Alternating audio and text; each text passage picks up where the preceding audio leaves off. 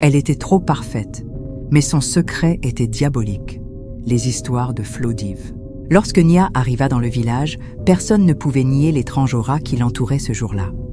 Elle ne portait qu'une seule valise. Les villageois murmuraient entre eux, se demandant ce qui avait amené cette femme dans leur paisible communauté. Cependant, le sourire chaleureux de Nia et sa nature douce et posée firent rapidement taire leurs soupçons. Dans ce village, les étrangers étaient généralement accueillis avec méfiance, mais Nia était différente. En quelques jours à peine, elle avait déjà conquis le cœur du village. À plusieurs reprises, elle organisait de petits rassemblements dans la cour de sa maison. Elle cuisinait souvent de grandes marmites de riz et les partageait avec ses voisins. « Venez manger », leur disait-elle de sa voix douce et sucrée. « À quoi bon manger seul quand on peut en profiter tous ensemble ?» Les villageois étaient impressionnés par sa générosité, surtout qu'elle semblait avoir si peu. « C'est une sainte », déclara une femme en dégustant la nourriture que Nia lui avait donnée. La générosité de Nia se répandit dans tout le village et elle devint rapidement très populaire. En peu de temps, elle ouvrit une petite boutique de provisions au marché du village. Ce n'était pas grand-chose au départ. Juste une table en bois avec des produits de base comme du savon, du riz et de l'huile.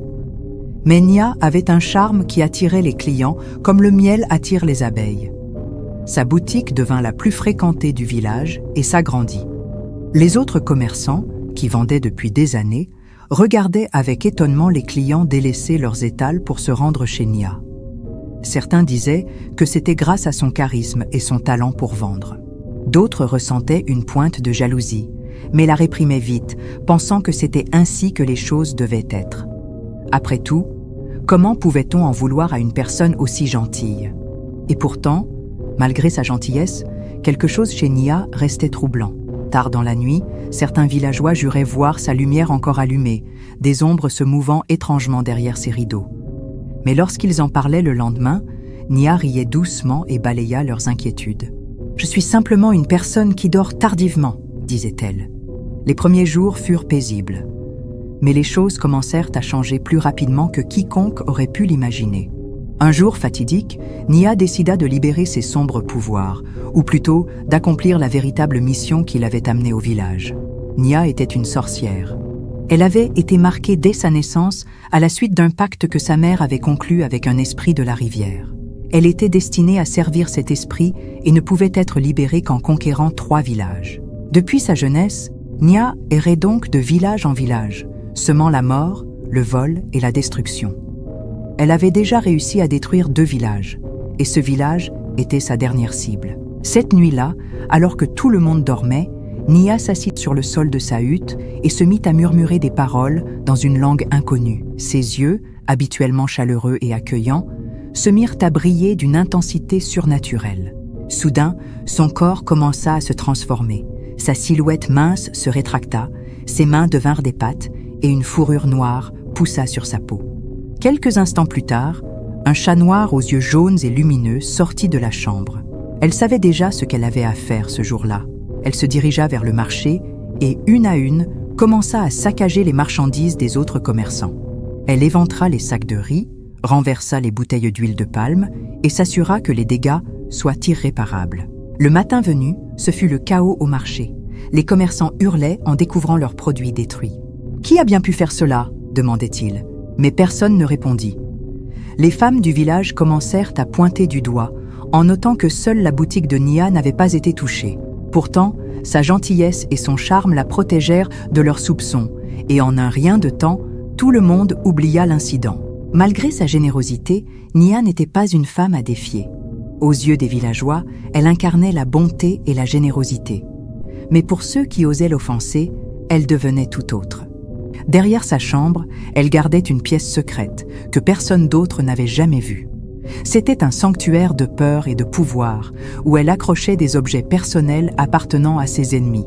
Bouts de vêtements, peignes, perles de bijoux.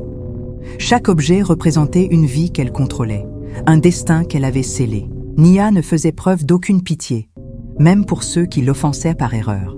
La première à tester sa colère fut Sefou, une femme joyeuse connue pour son rire sonore et sa langue bien pendue. Un jour, alors qu'elle discutait avec d'autres commerçants au marché, elle fit une remarque désinvolte. « N'avez-vous jamais remarqué à quel point Nia attire de plus en plus de monde dans sa boutique ?» Peut-être qu'elle met de la poudre magique sur ses marchandises, lança-t-elle, faisant éclater de rire les autres. Nia, qui avait tout entendu, les rejoignit avec un petit rire doux. « C'est fou, tes blagues sont toujours les meilleures », dit-elle avec un sourire chaleureux. Mais dans son cœur, elle nourrissait d'autres intentions. Personne ne se moquait impunément de Nia. Cette nuit-là, dans sa chambre, elle ouvrit une petite boîte en bois où elle gardait des morceaux de vêtements et d'autres objets qu'elle avait discrètement collectés auprès de ses voisins, sans qu'ils s'en rendent compte. Elle sortit un foulard rouge que ses fous portaient souvent. La tenant près de son cœur, elle murmura une incantation. Le lendemain matin, ses fous se réveilla avec des boutons sur tout son corps. Le choc la fit trembler de peur. Elle éclata en sanglots. Ses cris attirèrent l'attention de ses voisins qui accoururent autour d'elle. Elle essaya de comprendre ce qui avait bien pu se passer, mais le seul souvenir qui lui revenait était cette blague inoffensive sur Nia. Terrifiée à l'idée que quelque chose de pire puisse arriver, elle garda le silence. Un par un, les villageois commencèrent à tester les limites de Nia, sans se douter du danger. Le suivant fut Bonham, un agriculteur avec qui Nia avait conclu un marché. Il devait lui fournir 2 paniers d'ignames. Bonham respecta leur accord, mais la moitié des ignames était pourris. Nia ne dit rien. Elle sourit simplement et lui remit son argent sans un mot. Pourtant, cette nuit-là, ses véritables sentiments firent surface. Elle prit un bout de tissu qu'elle avait récupéré dans la ferme de Bonham et murmura des incantations. La semaine suivante, les cultures de Bonham commencèrent à se faner. De jeunes plantes vigoureuses jaunirent du jour au lendemain, leurs racines pourrissant avant même la récolte. Le fier agriculteur fut réduit à néant, son gagne-pain anéanti par des forces qu'il ne pouvait comprendre. Malgré ces événements étranges, personne ne soupçonnait Nia, la nouvelle venue au sourire si doux. Le jour suivant, au marché, Nia arrangeait ses marchandises comme d'habitude. Une veuve du nom d'Akem, une femme peinant à trouver de quoi manger 3 fois par jour, passa par là. Par inadvertance, elle renversa un panier d'ignames appartenant à Nia. « Ah, madame, je suis désolée, je ne l'ai pas vu », s'excusa-t-elle précipitamment. « Eh bien, il aurait quand même fallu regarder où tu marchais », répondit Nia avec calme. « Mais ce n'est pas grave, je le ramasserai plus tard », ajouta-t-elle. Puis, avec ce même ton mielleux, elle poursuivit. « Au fait, comment vas-tu, ma chère ? J'ai entendu dire que tu avais perdu ton dernier enfant.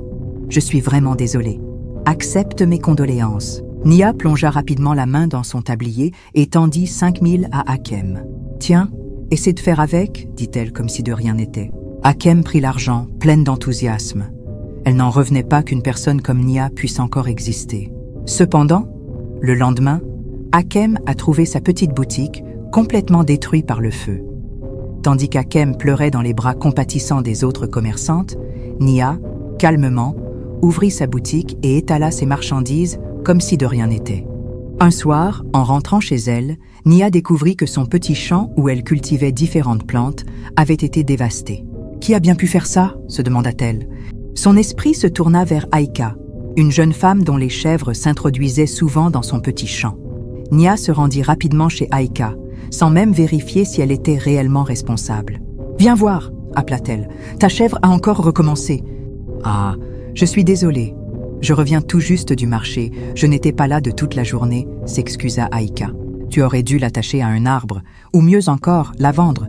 Je ne peux pas continuer à vivre comme ça. Je suis désolée. Je te promets que ça ne se reproduira plus. »« J'espère bien, » répondit Nia. Elle rentra chez elle et revint quelques minutes plus tard. « Avant que j'oublie, voici le pagne que je t'avais promis. J'aurais dû le garder à cause de ce que ta chèvre a fait à mon champ, mais je suis de bonne humeur aujourd'hui. Prends-le. »« Ah, tu es trop gentille !» répondit Aïka en prenant le pagne. « Merci beaucoup. Je vais briller pour Noël grâce à ça. C'est pour ça que je t'aime et que je veux toujours te ressembler. Il n'y a pas de problème. Essaie juste de mieux tenir tes chèvres parce que je ne serai pas là ce soir. Je vais quelque part. Alors garde bien ta chèvre. » Mais Nia savait ce qu'elle faisait. Elle tenait à partir ce soir-là pour que personne ne la soupçonne lorsque la mauvaise nouvelle réveillerait Aïka le lendemain matin. Et en effet, le lendemain, alors que Aïka se levait pour nourrir ses chèvres, elle ne trouva pas l'une d'elles. Plus tard, Aïka poussa un cri de détresse en découvrant l'animal mort derrière sa cour. « Qui a fait ça à ma chèvre, celle que je gardais pour la fête du Nouvel An ? Que le malheur s'abatte sur celui qui a fait ça ?» pleura-t-elle. Mais elle ne pouvait accuser Nia car celle-ci était en voyage ce jour-là. Alors que les événements étranges se multipliaient, les villageois commencèrent à s'inquiéter. « Que se passe-t-il dans notre village ?» demandait-on. Ce lieu autrefois paisible et admiré s'effondre peu à peu. Mais personne ne suspectait Nia. Elle paraissait bien trop innocente pour que son image trouble leur esprit. S'il y avait bien une chose que Nia détestait par-dessus tout, c'était le cri d'un nouveau-né. Chaque fois qu'une femme enceinte passait devant elle, elle crachait au sol. Et elle s'assura que le village n'entende plus jamais le cri d'un nouveau-né. Ses méthodes étaient simples, subtiles, presque imperceptibles. Tout commençait par son étrange capacité à détecter une grossesse avant même que la future mère ne s'en doute. « Nad, ma chère, disait-elle d'un ton calme, tu portes une nouvelle lumière en toi. Qu'elle t'apporte bénédiction. » Nad riait doucement, croyant à une plaisanterie, jusqu'à ce qu'elle confirme les dires de Nia quelques semaines plus tard. Mais la lumière qu'elle évoquait ne durait jamais longtemps. La nuit, Nia se transformait en chat noir et se glissait dans l'ombre jusqu'à ses cibles. Les femmes enceintes racontaient avoir entendu des griffures contre leurs portes et fenêtres. Certaines juraient même avoir aperçu des yeux brillants dans le noir. Ces femmes perdaient souvent leur bébé avant terme. Les fausses couches devenaient une habitude dans le village, sans que personne ne puisse l'expliquer. Les mères pleuraient, serrant leur ventre, cherchant à comprendre la cause de leur malheur. Mais le pouvoir de Nia ne s'arrêtait pas là. Si elle ne parvenait pas à mettre fin à la grossesse, elle offrait alors des vêtements et des chaussures pour bébé. Ces objets étaient imprégnés de magie noire, et ils vidaient peu à peu l'énergie des nouveau-nés, les laissant faibles et frêles. Un jour, un visiteur inattendu était arrivé au village. Son nom était Mardi, un jeune herboriste du village voisin. Il était venu dans le village pour soigner les maladies mystérieuses qui frappaient tous les enfants de la communauté. Dès que Mardi mit les pieds dans le village, il sentit que quelque chose n'allait pas. L'air semblait lourd, comme si un esprit maléfique planait tout autour. Ce jour-là, Mardi s'arrêta au marché pour soigner Adia, une femme que Nia avait paralysée parce qu'elle avait emprunté une tasse à mesurer sans jamais la rendre. Dès que Mardi entra dans le marché, Nia ressentit une douleur aiguë dans les mains. Immédiatement, elle comprit que quelque chose clochait. Alors que Mardi s'agenouillait pour appliquer des herbes médicinales sur les jambes de Adia, il lui demanda les circonstances de sa maladie. Adia lui expliqua tout. Comment elle était soudainement tombée malade après sa mésaventure avec Nia. Elle lui raconta également tous les événements étranges qui secouaient le village. Mardi hocha la tête, mais ne dit pas un mot jusqu'à ce qu'il ait terminé. Toutefois, il se promit intérieurement de découvrir qui était réellement cette Nia et pourquoi tant de choses étranges se produisaient. Lorsqu'il eut fini de soigner Adia, il prit son sac et se retourna pour partir. Mais son regard croisa celui de Nia, dont l'étal se trouvait juste en face de celui d'Adia. Nia, qui avait écouté leur conversation avec ses oreilles spirituelles, sut aussitôt que Mardi serait sa perte. Lorsque Mardi regarda Nia, il ne vit pas une simple femme. À travers ses yeux, elle lui apparut comme un chat déguisé en être humain. Il sut alors, sans l'ombre d'un doute, qu'elle était la source de tout ce mal. Au lieu de rentrer chez lui ce jour-là, il se cacha dans un coin du marché et attendit que Nia ferme boutique. Cette nuit-là, il la suivit de près, utilisant ses pouvoirs pour ne pas se faire repérer. Quand Nia arriva chez elle, elle était agitée et inquiète. Elle repensait au regard de Mardi. « Que fait-il ici ? Il semble posséder un pouvoir plus grand que le mien. Je dois me renforcer. Je ne peux pas laisser ce petit garçon m'anéantir, » se dit-elle à voix basse. Rapidement, elle prit sa position habituelle et commença à réciter ces paroles puissantes. « Je dois prendre le contrôle de ce village. Je dois prendre le contrôle de ce village. Je dois prendre le contrôle de ce village. » En quelques minutes, de la fumée remplit toute la pièce. Ses yeux devinrent rouges. Son corps se métamorphosa lentement, en un chat. Mardi, posté près de la fenêtre, observait. Il fut terrifié par ce qu'il vit. Il prit aussitôt la fuite, avant qu'elle ne le remarque. Cette nuit-là, logé dans l'une des chambres d'Adia, Mardi, allongé, était agité, l'esprit tourmenté. « Elle est trop dangereuse. Il faut l'arrêter, » dit-il à lui-même. Le lendemain, il alla voir Adia et lui expliqua tout ce qu'il avait vu. Adia porta la main à sa bouche, choquée. « C'est un mensonge !» s'exclama-t-elle. « Tu veux dire que c'est Nia qui est derrière tout ce qui se passe dans ce village ? C'est impossible. Comment une femme aussi gentille peut-elle être aussi dangereuse et cruelle ? » « Ce n'est pas entièrement de sa faute, » répondit Mardi. « Elle a été enchaînée dès sa naissance. Mais ne t'inquiète pas, j'ai un plan. Nous allons la libérer de ses forces et libérer le village par la même occasion. » La nuit suivante, Mahdi rassembla quelques hommes et femmes du village.